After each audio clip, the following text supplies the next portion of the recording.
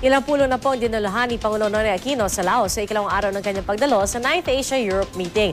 At inaasa po isusulong niya ang kapakanan ng mga OFW sa Europa sa naturang pagtitipon. Mula sa Laos, may ulat on the spot si Lia Manyalac del Castillo. Lia?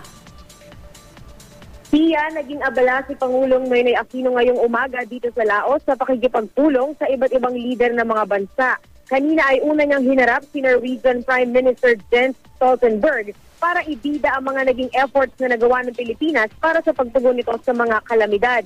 Kilala kasi ang bansang Norway bilang isa sa mga bansang mahigpit na nagpapatupad ng maayos na disaster management policy. Pagkatapos nito, sa mga pinuno naman ng Swiss Confederation at European Council at European Commission, nakipagpulong ang ating Pangulo.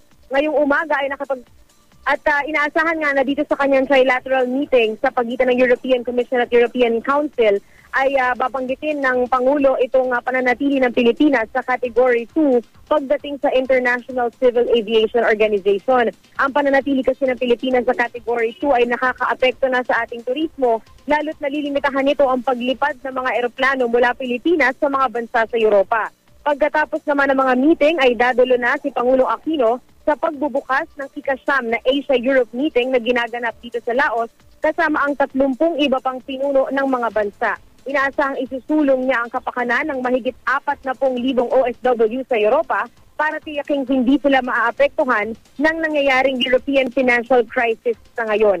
Mamayang gabi ay dadalo naman ang Pangulo sa gala dinner na inihanda ng mga pinuno ng Laos dito. Mamayang alas 2 ng hapon, oras dito sa Laos, alas 3 ng hapon dyan sa Maynila, magkakaroon ng press con si Communications Secretary Sunny Coloma at inaasahan natin doon tayo makakakuha ng update kung anong kinahinatnan ng naging mga bilateral at trilateral meetings ng Pangulong Aquino dito. Pia?